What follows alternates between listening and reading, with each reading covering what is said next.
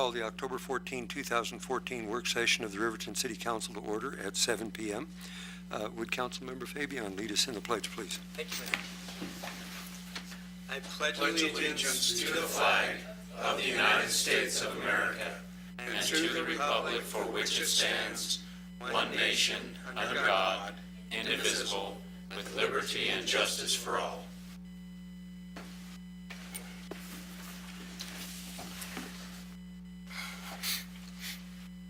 Would the city clerk please conduct the roll call? Up. Absolutely, Your Honor.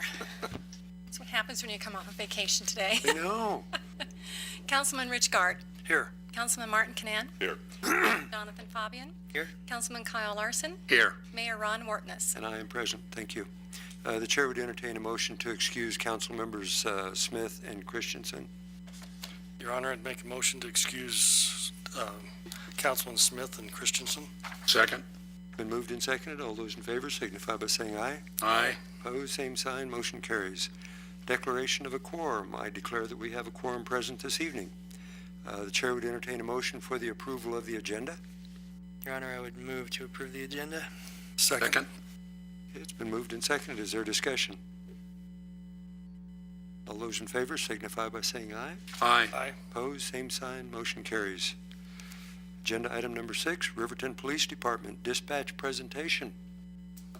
Who's going to do the honors? All right.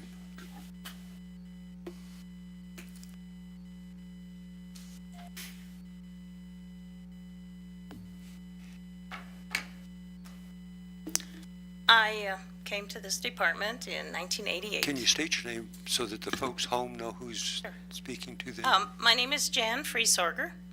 I've been here since 1988. I started in dispatch when the dispatch center was in the alleyway behind the fire department in the little white building that leaked. It was quite an adventure. We were there for about 3 or 4 years before we moved across the alleyway to the East Washington address.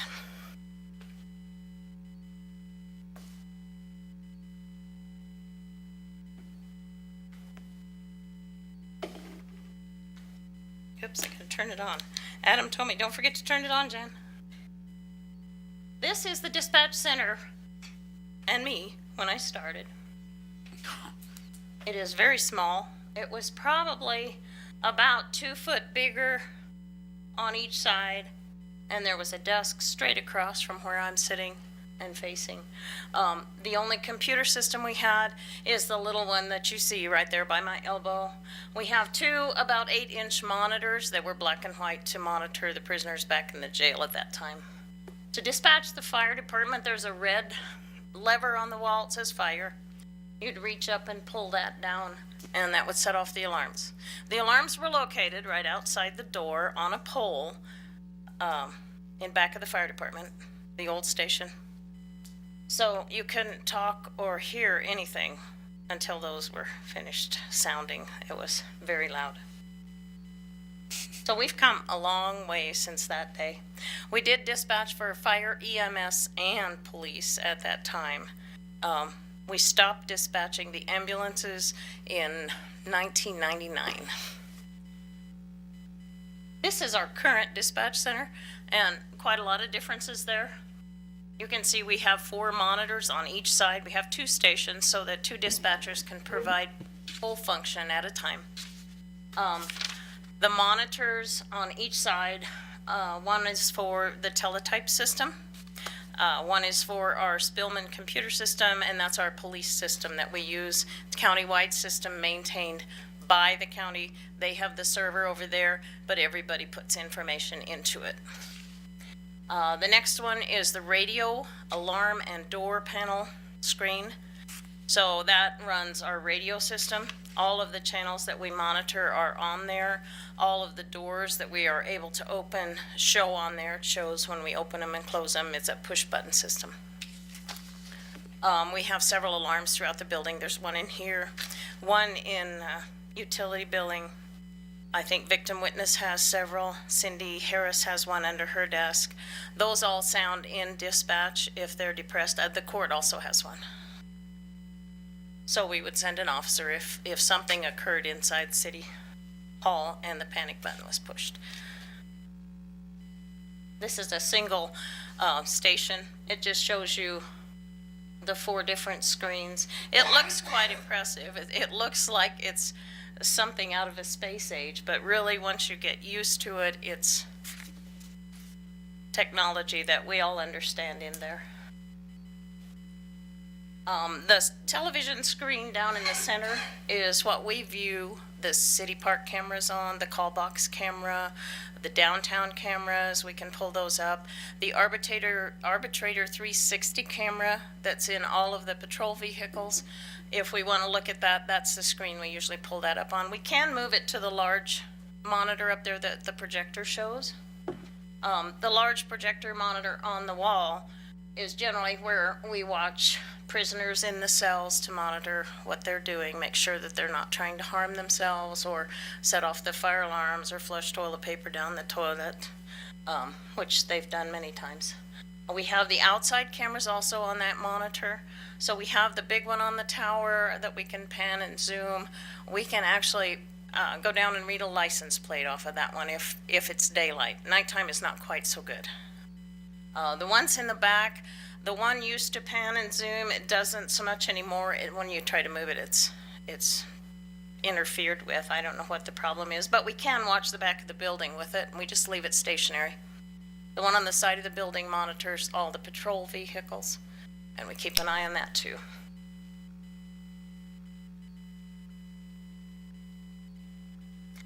Requirements to be a dispatcher. You have to be a U.S. citizen.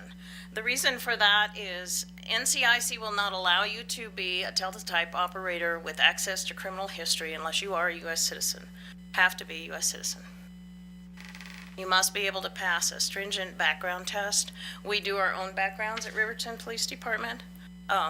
Usually one of the investigators or captains does them. You must pass a psychological exam, a physical exam, and a drug test. You must be able to complete an intensive 4-phase training program at the PD. We have 4 training officers now. We had 3. We just completed one more. She just got out of FTO school last week, Sarah Nelson. Our new trainees go through at least 16 weeks of training in dispatch. They start out on the radio system or the phone system. They learn how to take phone calls, how to talk to people, what kind of information we want them to get. They listen to the radios to get familiar with them, but they're also taught the computer system at that time. There's a lot to learn in the teletype and in the Spillman system. There's a lot of training to do there. The second phase is after 4 weeks in phones. If they're ready for it, they go to the radios, and then they'll start talking on the radios. They'll concentrate on that for 4 weeks. By the end of the 4 weeks, they should be kind of doing both. Phase 3, another 4-week phase, is when they do both and everything else that we can throw at them to see if they can handle it. The last phase is final phase, and that's to test to see if they can do it. It's 2 weeks long. If they pass that, then they get to go on their own. They have to be able to obtain a teletype full user certificate within 6 months of hiring. We usually don't send them to the academy in that time, so we have to get them ready, and they go online and do the test usually. They have to complete a security awareness training. That exam is 60 questions, and the training for that is pretty intensive. The FBI decided that they needed to make everybody aware that had access to criminal histories how important it was not to release that data to anybody. So that's something new within the last 5 or 6 years. They have to repeat that training every 2 years. They have to complete the full user training and exam online. There is also a class at the academy when they do finally go to the dispatch academy that's a week long and strictly on the teletype. At Riverton PD, we enter missing persons, we enter stolen property. We don't do wanted persons. Those are all felonies if they're entered into NCIC, so the sheriff's office does all of those. They have to test to recertify every 2 years. That's also a 60-question test, and it is done online. They must be able to obtain dispatch certification within 2 years. From the time we hire them, we get them a temporary post number, and then we have 2 years to get them to the academy. 20 hours of training is required, and then another 20 every 2 years to recertify as a dispatcher. I'm going to play a call for you. This is the shooting at the Gable Theater, and it just shows you chaos. If I can find the mouse. There it is. This call was taken by Tammy Marshall and Michelle Snyder, the former supervisor, came in to assist her. It came in at about 7:30 at night.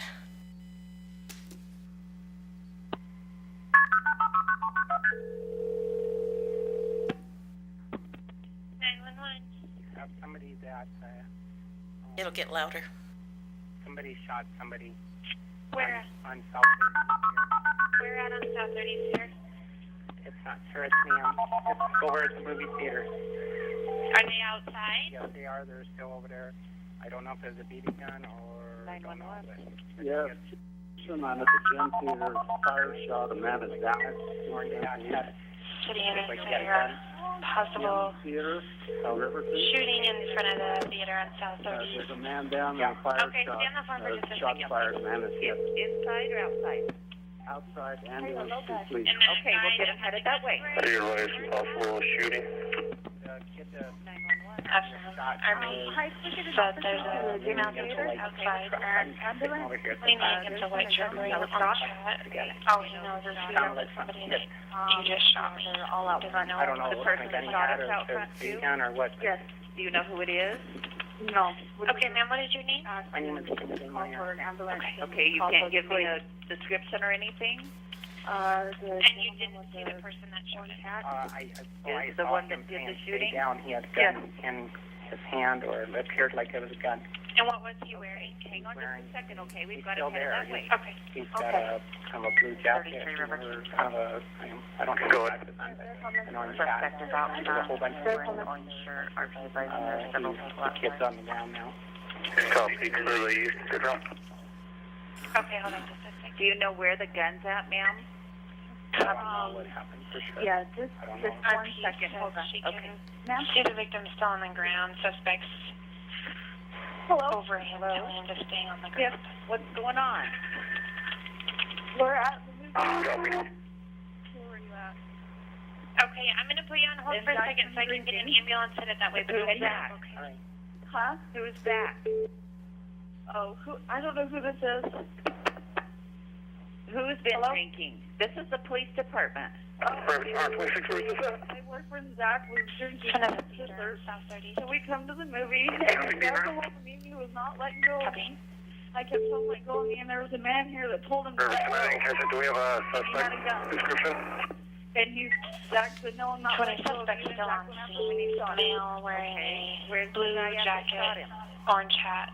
Our He- PC is standing over the victim. he outside the on theater? ground, outside the theater, next to a white truck. Is he wearing an orange hat? Ma'am, can you still? What is Zach's last name? 33, I'm seeing. Copy that. Precinct officer. Okay, The duty other officer's down officer. at the end of the block. yeah. Okay, what is your name? What is his name? What is your I'm name? seeing. My name. Had them bleeped out the names for us so we could protect privacy. Okay, I'll let you talk to the officer, okay? You're at Artistic Impressions. All right. Okay. Where are you calling from? I'm sorry, you're where? I'm at artistic. I'm going to stop it there. It goes on for a little bit. That call came in at 7:33 p.m. There was an officer on scene at 7:36 p.m. Response time of 3 minutes. The Riverton Fire Department Rescue Unit responded also. They were there a short time after the officer, 1 minute. EMS was there at 7:41. EMS had the patient to the hospital by 7:53. Both dispatchers in this instance were very good. They remained calm and they got all the information they could from their callers. They didn't let the situation rattle them. If you do that, you're lost. You have to be able to get the information, get it to your officers, get somebody there fast, and make sure it's taken care of.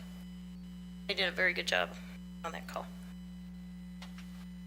Dispatch duties. We receive and dispatch calls requesting police assistance within the city of Riverton. We dispatch for the Riverton Fire Department. Battalion 18 district extends several miles in each way around the city limits, so they go quite a ways out. They're on a separate channel, and most of the time they use the analog. So we have the digital channels, we have the analog channels. Fire department mostly stays with the analog channels, so we're working in two different systems. So the dispatcher has to switch between the two systems in order to talk to each agency. When fire goes out, if it's a structure fire, we'll usually go ahead and start contacting utilities. We contact the gas company, we contact the electric company to get some responders headed that way.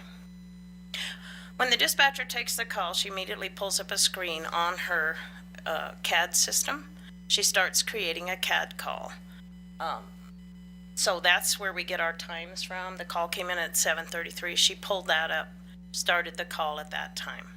She typed in all the information as she got it. She asked all the questions she needed to ask to get the ticket going. As soon as she has the first half of the ticket filled out, she sends the officer, she dispatches them in the system. All the times are recorded that way. We have usually over 13,000 CAD calls created.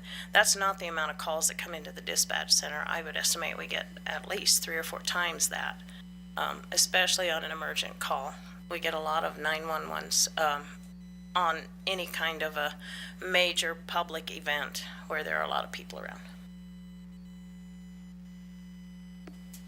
We answer all incoming calls, both emergent and non-emergent, and we try to help everybody. We transfer them if we need to, or get them to somebody's extension if they want to talk to an officer or administrative staff. We collect the vital information. The most important information we get is, where is this happening? We have to know that first and foremost, so that we know if we're the responding agency or the sheriff's office or highway patrol, where is the most important. We absolutely want to know what is going on. We want to know if there are any weapons involved, what kind and how many people are involved. We want a callback number and the caller's information if they're willing to give it, in case we need to get them back on the line and get more information. Description and location of suspects and vehicle or vehicles involved. Even on a minor traffic accident, we try to get that. It's easier for the officer to spot when they're responding. Dispatchers assist the citizens at the police window whenever the office is not open or City Hall is closed. We get a lot of requests for notary services. We provide those at the window. Sometimes that gets a bit hectic because we're running back and forth if we're busy, from the console to the window to the console to the window to answer the phone or the radio. Requests for forms, we provide VIN check forms. We provide forms, various types for people. Requests for fingerprinting, VIN checks, a lot of those. We take bond for warrants if we need to. And all other encompasses so many things that I'm not even going to list them here. Teletype functions in NCIC. That's the National Crime Information Center, is what that stands for, and it's run by the FBI.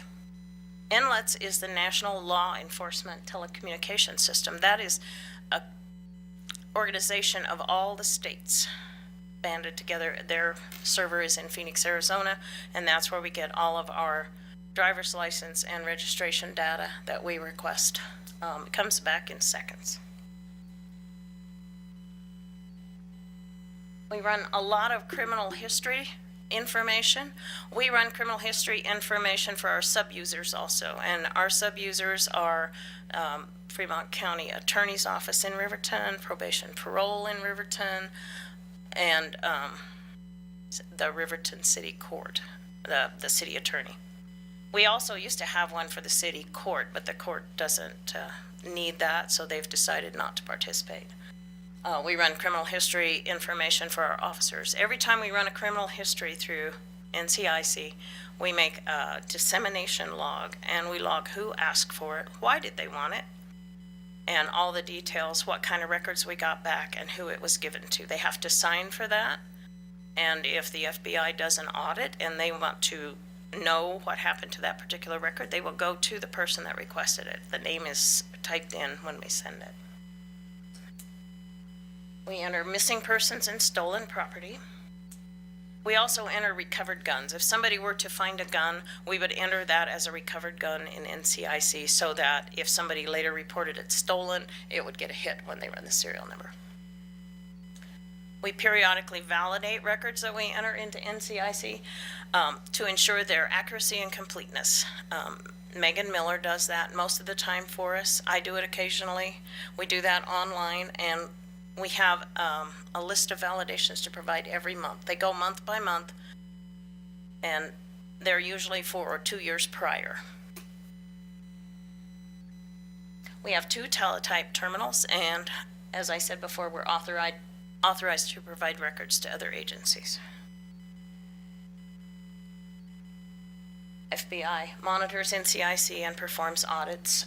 We had an FBI audit, I think it's probably been a couple of years ago.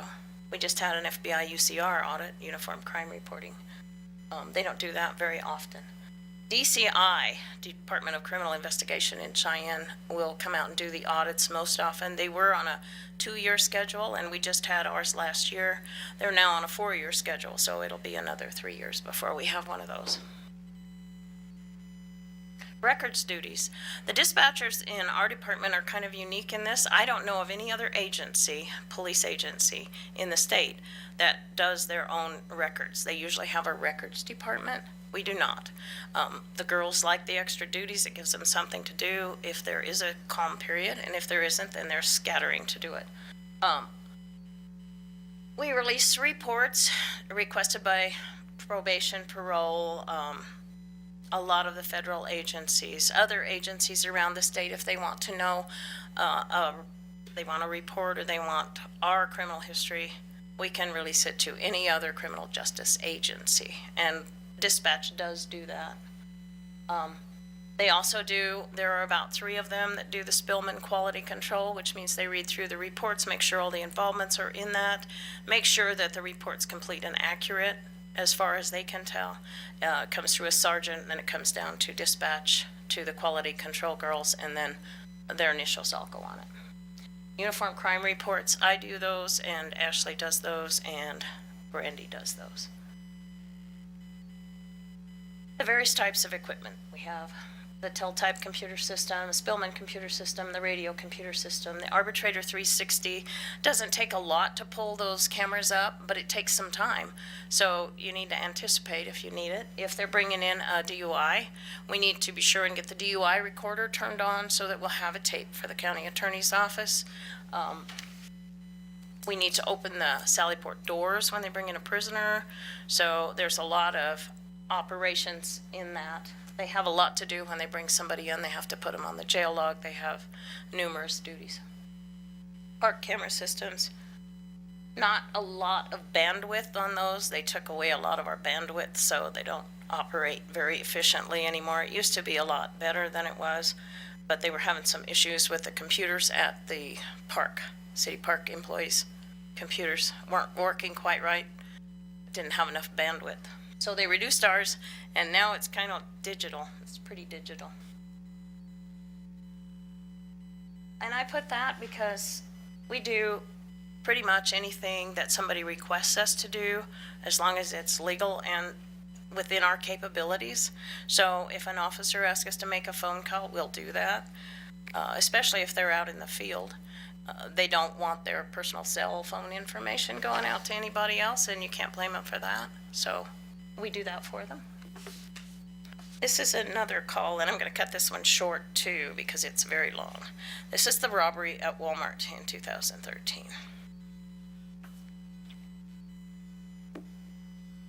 Ashley Byerly was the dispatcher on this, and she was working alone.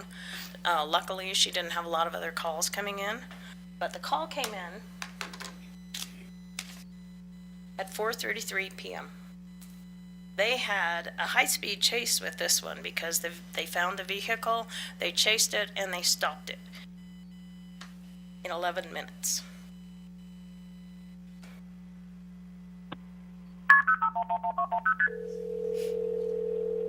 They're transferring to Riverton PD, so. 911. Hi, we are at Walmart right now with a woman who just had her purse stolen at gunpoint. Okay, where's the guy who did this? We saw him dart into his silver Monte Carlo and he turned left out of the Walmart parking lot. You said a silver Monte Carlo? Yeah. And there was only one person in the vehicle? No, somebody was driving it. And did you see the gun? I did not see the gun. I only saw the gentleman run from behind I-7 Riverton. jump into the car as it sped away. Okay, and which direction on Federal? Go ahead. I'm sorry, what? What direction on Federal did they go? They went left. Can you respond to Walmart? Had a third-party report advising that a female just had a purse stolen from Walmart by a male subject who had a gun. She said that he got into a silver Monte Carlo, headed south on Federal. This just happened. What's your name? My name is... Yes. What's your last name? Sure. We have a function now. Where are you guys at right now? We are standing outside of Walmart on the side where you go in to get the groceries. We're just over by where that, big landing where all the carts are. Okay. And did you get a license plate? No. And it was a silver Monte Carlo. Can you remember anything about it? It had black plastic over the windows, duct taped on. It was, an earlier model, I would say probably a 98, 99, or 2000. Okay, and it had black tape on what windows? Silver Monte Carlo was last seen headed southbound on Federal. Duct tape holding it on. Affirmative. RP advising the vehicle's an older model, silver Monte Carlo, possibly a 98. It has black duct tape and a broken out back window. It sounds like the back window is covered. There's last south on Federal. Copy, I'm in the area. Towards Lander, right? Yes, it was in that direction. Yep. 727. And this just Go happened ahead. when you called me? Just I'm in East Park. I'm upstairs. Call 911. This is what just happened. And it was right after we saw that kid run away. 26 million. And can you tell me what the Where do male you want was me to? wearing? He was wearing 7-8. I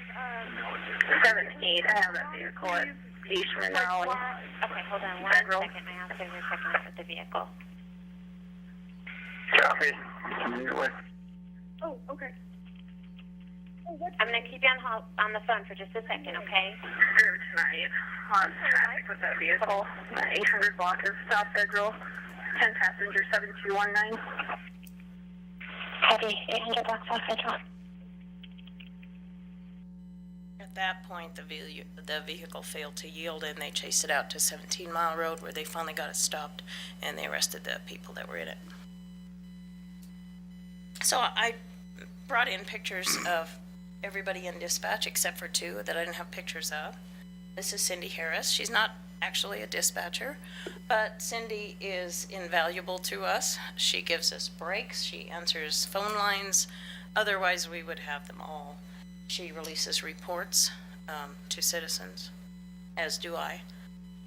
She assists them in the lobby when they come in for fingerprints, writes receipts for that. She just does everything. Cindy does all of our documents, like awards, ceremony documents. She does a lot of different things. Cindy's been with us since 1998. Ashley Byerly, she's my lead dispatcher, which is kind of like the sergeant of dispatch. She prepares the scheduling. She does Spillman quality control. She helps prepare UCR reports. She is the CTO, Communications Training Officer Coordinator, which means she's in charge of the training program. She goes over everybody's DORs, daily observation narratives, to make sure that everything is signed and all the T's crossed and the I's are dotted. She is also a trainer. I think she will probably not be a trainer since we have one more now, so she'll be over the 3 trainers. She assists with helping find training for dispatch that's pertinent to the position. She's been with us since 2003. This is Brandy Reddy. She's been with us since 2007. She does Spillman quality control and prepares UCR reports. We usually alternate the UCR reports 1 month, the next one of us will do it, and then we'll switch off to the other one. Ann Metzler. Ann has been with us since 2007. Ann came from Iowa, where she had 25 years of dispatch experience there. So she's a seasoned veteran of dispatch. She's a training officer. She does file destruction. If we do file purges, we do according to the state retention schedule, and is in charge of that. Does a very good job of it. She keeps the deceased person's files until they're ready for destruction, so she's in charge of that. And she goes to the officer down page every shift she works, and she sends sympathy cards to every agency in the country that's lost an officer. Tammy Marshall. Tammy is a dispatcher and a crime scene technician. Cindy Harris, I forgot to mention, is also a crime scene technician. 3 of the girls went to school for that, so they go out and assist the detectives with collection of evidence and photographs at crime scenes, and they all appear to enjoy it quite a lot. Tammy does Spillman quality control. She goes through the jail bill every month, which is usually several pages, to make sure that the actual days we're billed for are the correct amount of days that the prisoner was there. She's been with us since 2008. Sarah Nelson. She is a dispatcher and a crime scene technician. She's a communications training officer, just graduated from that program. Sarah maintains the DUI files, and she transmits the reports and other information to the state so that they can have it on record. She submits ready stats to the state. Ready, report every drunk driver immediately. So when we get a ready report, it details the ones that we located, the ones that were not found, and the ones we arrested. She's been with us since 2010. She was my last trainee when I was training. She does premise contacts, which means she sends letters out to all the local businesses so that if we need to get a hold of one of the business owners at night, if somebody breaks into a building or does something that they need to know about, she maintains those files for us. Megan Miller. Megan's been here since 2013. She came from Oregon, where she was a firefighter, and then she did dispatch for the firefighting service for a while she was waiting for her child to be born. She validates the NCIC entries for me most of the time. She maintains the list of juveniles that are on probation through DFS and Youth Services. She maintains the warrants files so it doesn't get so messy. Make sure that they're in order, alphabetical order. She maintains the protection orders file. We keep a paper copy of every protection order that's valid. She keeps the scrapbook up to date. Kayla Brown, part-time dispatcher. Kayla was with us for over 10 years in prior employment. She left to raise her child. The little one's getting a little older now. We called and asked her if she wanted to come back to us, and so she came back on a part-time basis. We're glad to have her back. Amanda Williams is our newest hire. She'll be starting November 10th, and she comes to us from Jackson, and she's been a dispatcher for 2 years there. She's currently certified for teletype and dispatch. She will only have to go to the in-house training. She will not have to go to the academy, and she will not have to do the teletype training. The last call is not a serious call. I mean, it's a serious call to the lady that called it in, but we go from an emergency situation to a call like this. It's kind of refreshing, so I thought I'd play it for you.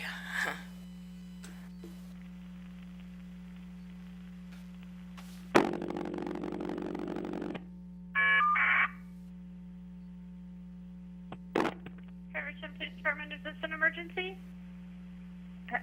Well, for a little bird. Okay, can you hold, please? Yes.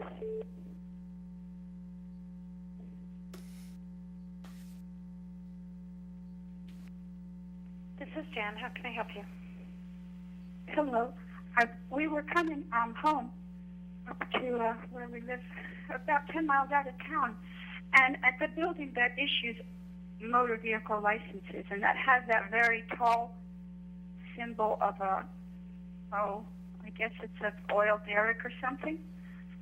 Well, do you know where I mean? You talking about the U.S. Energy Building? Yeah, I think that's On North 8th West and Sunset? Uh-huh. Okay. Well, down, just a little ways down on Sunset, on the opposite side, on the sidewalk and pressed against a wall, there was a very alert, sitting on the sidewalk and fluffed out its feathers, little, one of those pigeons that we see all the time. No, not a pigeon. It's a dove. It's those doves that you see that always come in pairs. And I don't know, but it might have been injured. And, well, there's kids, there's dogs, and there's cats. Would you consider somebody could go and pick it up? I'll see if the animal control officer will go check on it. Thank you very much. You're welcome. Thank you. Goodbye. Goodbye.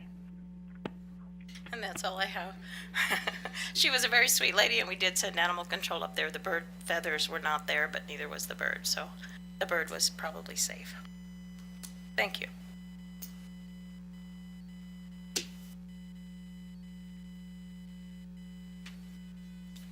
Does that conclude your presentation? It does. All right. Could you stand a couple questions? Sure, I'd be happy to answer questions. Does council have anything that they would like to? Your Honor, Yes, Councilman Gard. are the policemen themselves, can they hear the call to the dispatcher? No. So they're cut out of that. And so she has to come off the call to tell a car or to tell an officer that Right. that they- Usually, when they do that, they've got the caller in their ear, and then the radio comes out through the speaker on the console.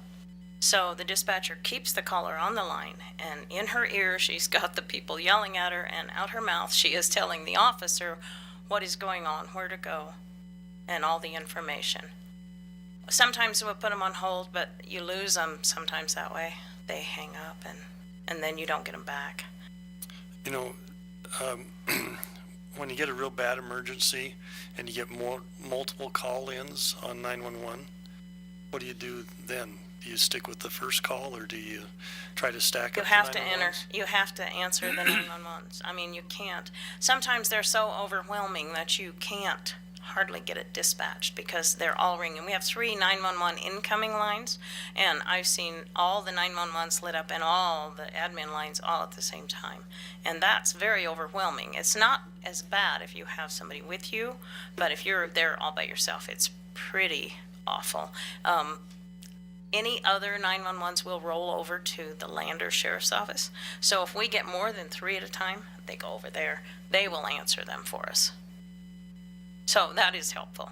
We have we can switch all of our 911s over to their center. We have a little flip in the back room that we can just go back and switch it if we have a power outage or something that is going to take the 911s down. Rarely do we have that since we got that new generator. It works really well. But we can do that, and they have the ability to do that too. Just on the 911 lines. If we want to transfer the admin lines, that's possible. We usually call Adam in, and he can do that. He just calls the phone company and has them reverse over to them. Amazing what you do. Yeah. Thank you. Technology's great. Any other questions? Yes, Councilman Larson. We're authorized for 9 positions, plus we have the 1 part-time positions. The 9 includes me, so we are at 7 right now, plus the part-time.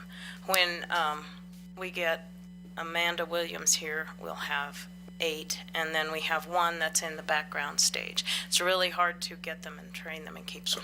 So you've got 9, but what I'm trying to ask, I guess, is how many per shift, or what is your shift? Normally, you would find dispatching at 2 in the morning, how many people? 1. At 2 o'clock, the bee watch person usually leaves. If we're short or somebody's on vacation, we do 12 hours, and they're in there all by themselves. So you're working 12-hour shifts? Sometimes. We work 10-hour shifts normally, 4 10s.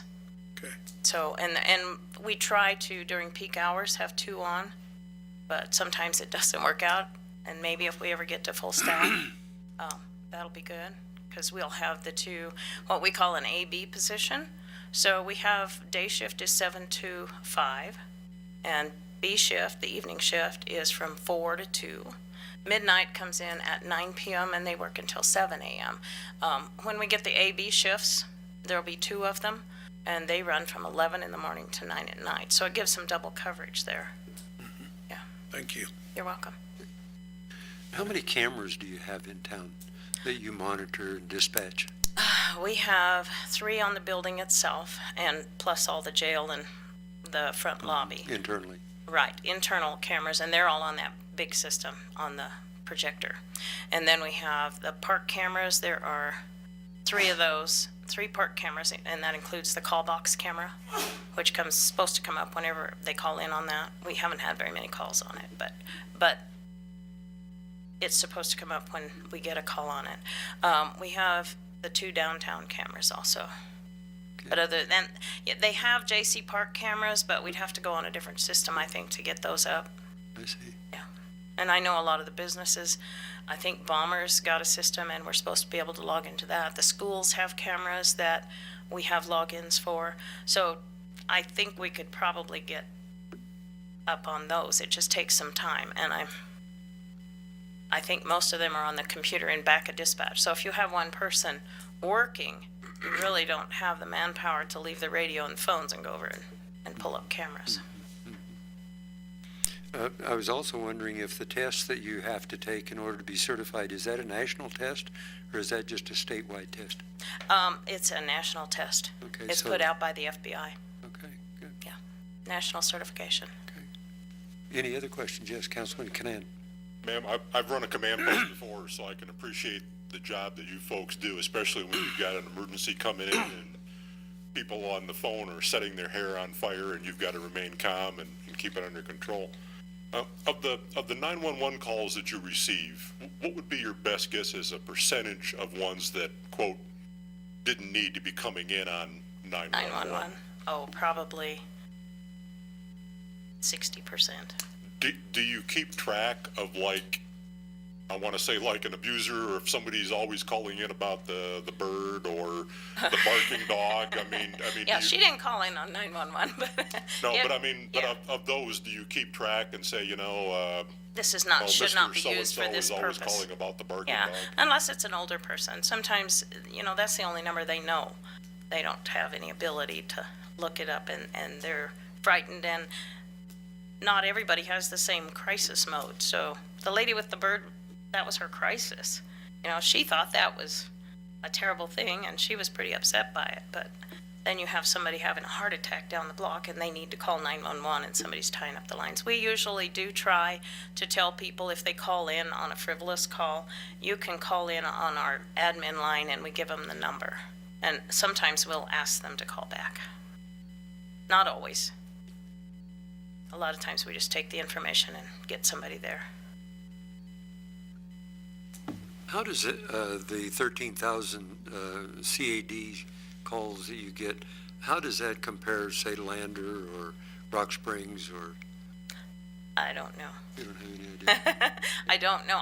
Lander, the sheriff's office does theirs differently, and they dispatch for the Lander Police Department, they dispatch for Shoshone, and they take calls for Wind River Police Department. So I really don't know how we compare. I just know that I believe we are the busiest agency in the county and maybe the state per capita.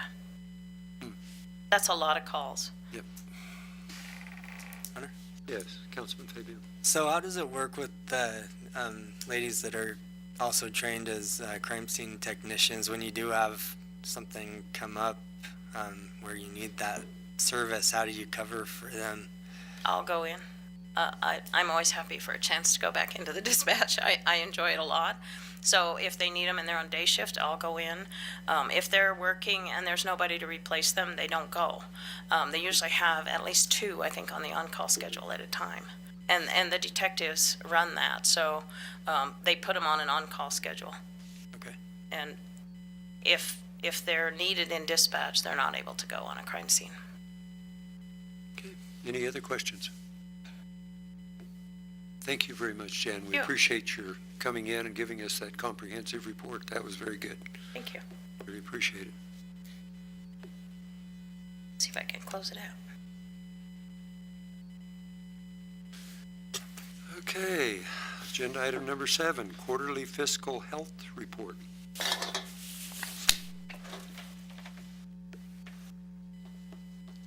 Back from vacation and into the trenches. Okay. I better do this right or I'll be in trouble.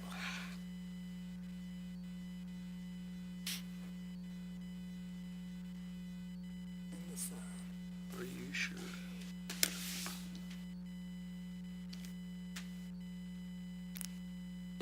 There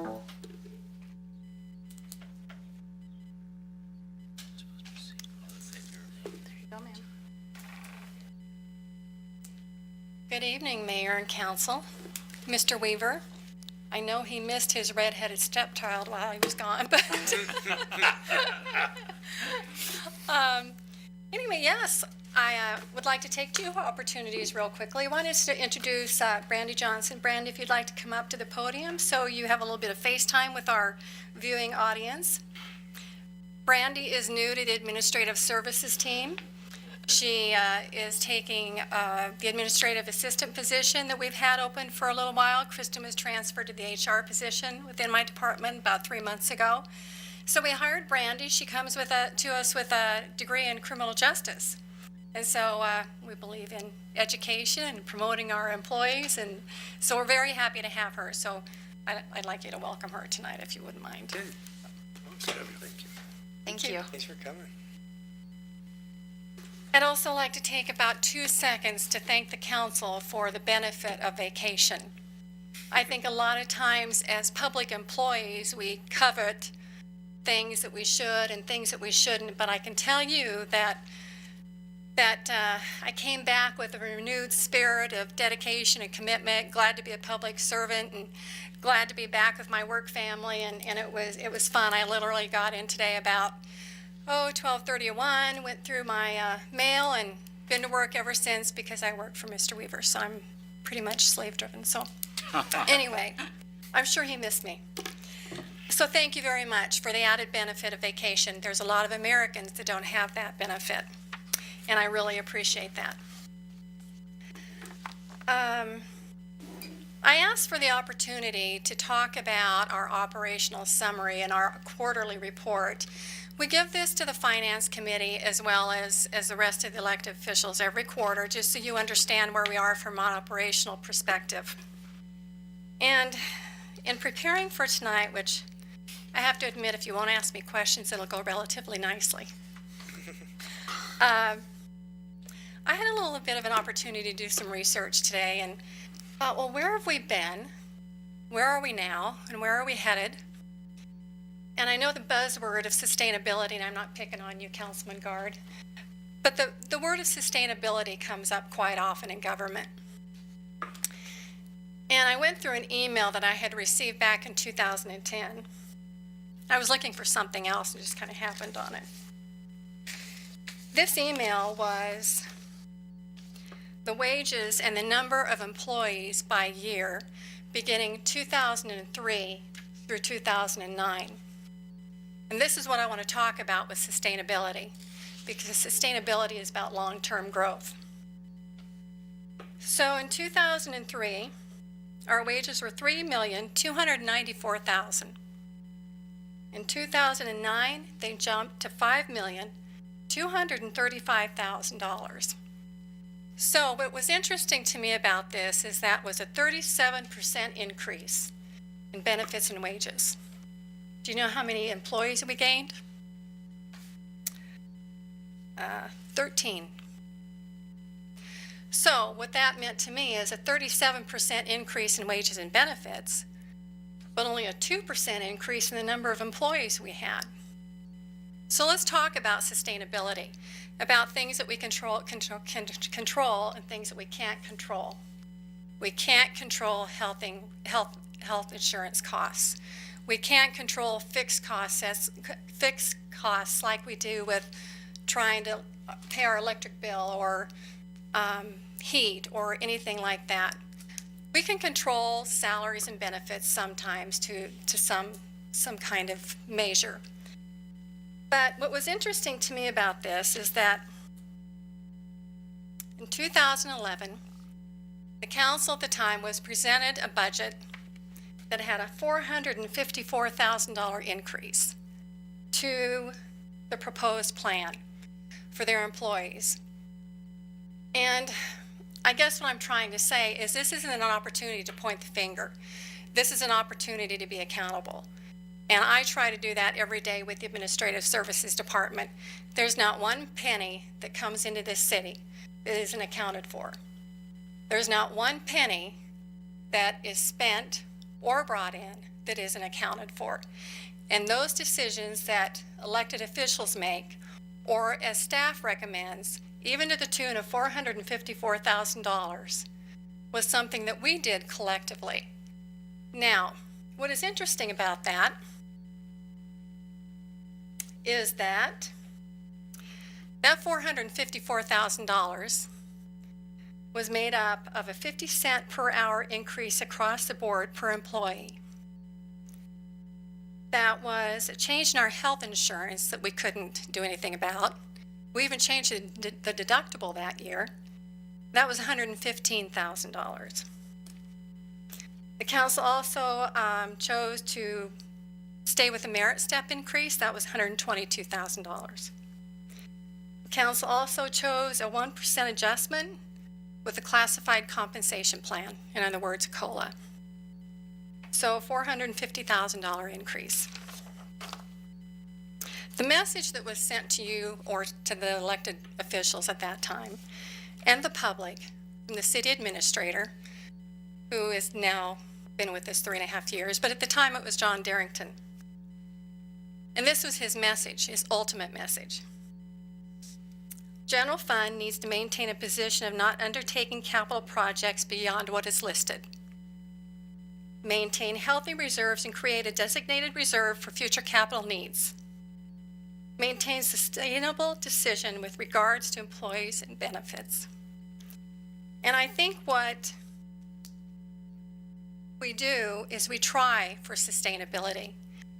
And I think there's only 2 other people in the room that remember this conversation. We were sitting in a senior staff and a budget meeting, and it was John Darrington and senior staff along with Gloria Hardman, the finance director. And I remember Mr. Darrington saying, "Courtney, do you think this is going to be sustainable?" And you know what my answer was? No. How can anyone have that kind of vision? To know what the health insurance costs are going to be, to know what the retirement is going to be, to know what the salaries are going to be when we start hiring more educated people to fill a higher capacity in our government. So I'm not trying to lecture you. I'm just trying to say that we do try to provide vision. We also try to provide sustainability. But in addition to that, we also try to provide you with balance. And that's watching every single penny that comes in and goes out of this city.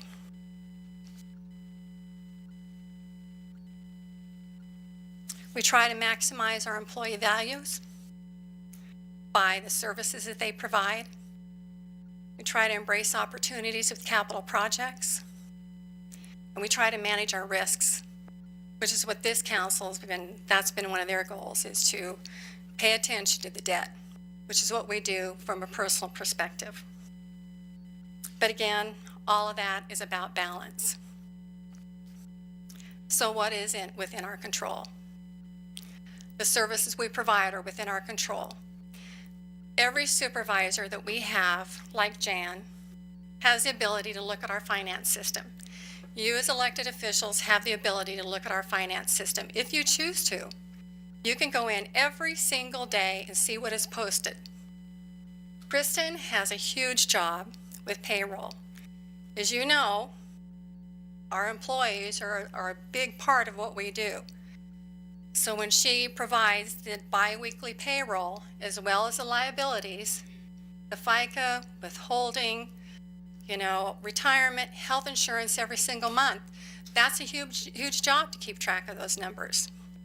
And she does a good job. So what I would like to say at the end of that is, since 2009, our cash position has only changed by the amount of the 1%. We have remained pretty well stable. And I was surprised to see that, especially when I saw in 2009 what happened. Now, if you remember in 2010, we did a lot of cost containment measures. I think that was a year senior staff decided to contribute their merit towards the employees. So there were some things that we did, but to look back from 2009, and here we are 5 years later, and our cash position hasn't changed that much. And what was reassuring to me about that is that was the exact 2010 and 2011 is when we accepted those projects, the Riverton Water Supply Project, Riverview Road Project. We knew the Job Corps was coming. I mean, everything kind of fell into place. So to be able to manage these kind of funds during a lot of things that you can't control, like projects being moved up and other things happening, is pretty difficult. But I think you've done a good job, so thank you. So going to our report, I told Stephen it's funny because before people even said, "Hi Courtney, how was your vacation?" they'd say, "How long are you going to talk tonight?" I said, "Well, I have about an hour and a half or 2 hours. I kind of missed you guys." So anyway, let's start at the 5 funds. I always report about the 5 funds, the general fund, and then the 4 enterprise funds, which are the water, sewer, sanitation, and airport. And I don't mean to generalize, and I don't mean to make this seem less important, but I want to reassure you.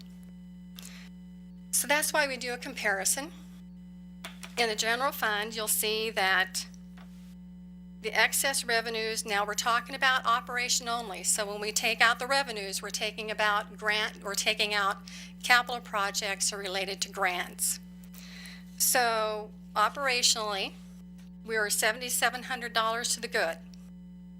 Now, this time last year, we were $427,000 in the red. Now that's operationally, that's not cash. That's strictly on paper where we were at that time. What the big difference is in our revenues, we have $321,000 we just received from the county for their portion of the Riverview Road project, which they allotted up to $500,000 for. We received $88,000 in a Riverview grant it's not really a grant, but I'll explain that if you want me to. So, and then another portion of that is a double payment we made to a contractor. And I'm fessing up in public, but we did. So anyway, if you take those revenues out, we are relatively sitting very good, I think. Now, I thought that until the city administrator said, "Courtney, we got a bill today for $900,000 for a project." I can't remember which one it is. Riverview. So we'll work that out as well.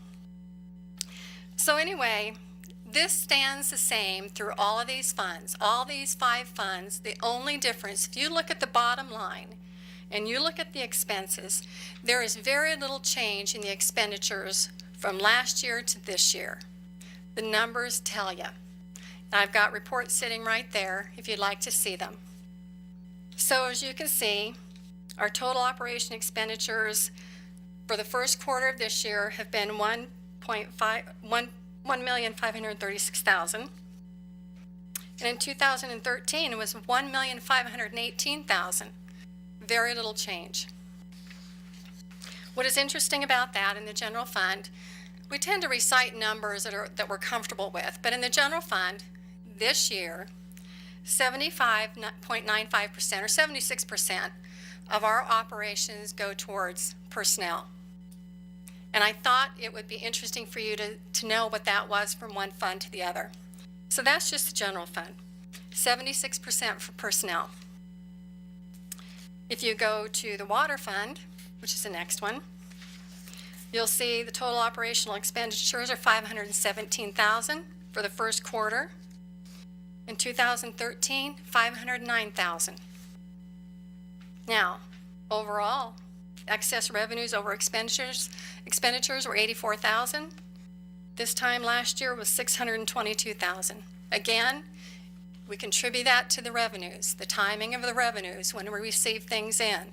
So the Riverton Water Supply Project, that was the top of the revenue line item, total revenues, then we take back out what the grants and everything else brings in, and then we look at the operational revenues. So that's why those numbers are so different. But if you go through all these funds, that's exactly what it's attributed to as revenues.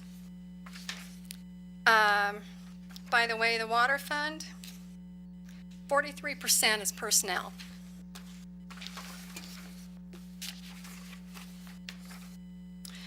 Sewer fund, bottom line, operational expenditures so far for this quarter were $376,000. This time last year, $403,000. Again, personnel is 58%.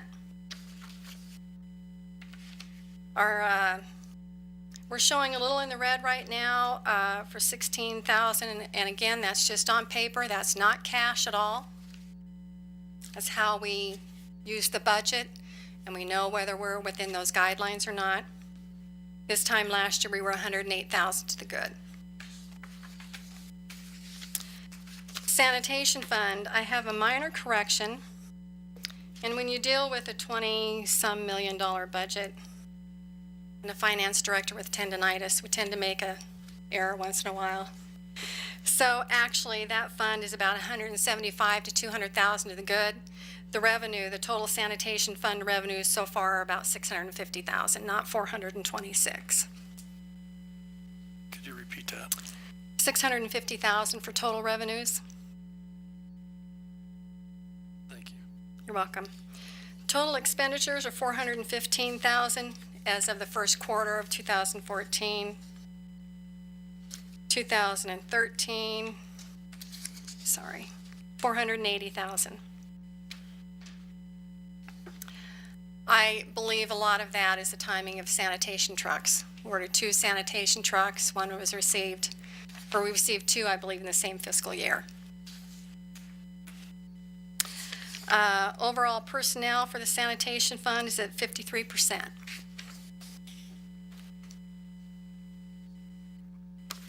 Airport fund. Airport fund right now, our total operational expenditures are $162,000. This time, last year was $164,000. I don't think you can get any better than that.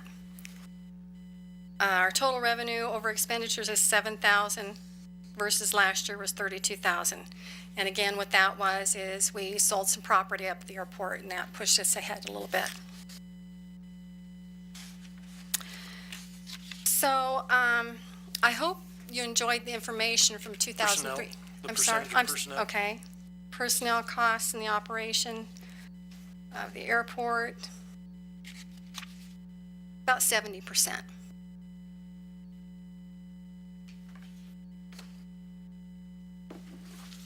So I would entertain any questions you might have. I appreciate the opportunity to present this. Finance, as far as our accounting system, as far as I go, as far as the Administrative Services Department go, we're an open book. Any questions on anything? We publicize our bills go to finance, we have dual controls when it comes to transfers. I believe we have a lot of internal controls in place. I would like to mention that we will have auditors in-house starting next Monday. They'll probably be here 4 to 5 days. When I first came here in 2007, we had 17 findings. I believe we have had less than 3 since I've been here almost 8 years. One of those is not, well, I guess it is under my control because I'm not a CPA. According to state statutes, if you have, or to the GFOA, Government Finance Officers Association, and the Governmental Accounting Standards Board, you have to be a CPA. So, we're looking at probably a few more costs this year for the audit, mainly because of our funding with our federal funds. Last year, we didn't do an A133 audit, which is the auditors pull out grants that we receive over $500,000 or we expend over $500,000. That didn't happen last year. It is happening, or the year before it did happen last year, so it'll be a little bit more extensive. Could I answer any questions? Good report. Council have any questions? Your Honor. Apparently not. Yes, Councilman Guard. That's a good report. I appreciate those percentages. I think that's important information to get out there to the public. Thank you for doing it. You're welcome. Gonna get off easy, I guess. Oh, gosh. Okay, thank you again for the opportunity. Thank you very much for coming, Courtney. We appreciate it. Okay, that was the final agenda item. The chair would entertain a motion for the adjourn. The work session. Second? Been moved and seconded to adjourn the council work session this evening. All those in favor signify by saying aye. Aye. Opposed, same sign. Motion carries. We are adjourned.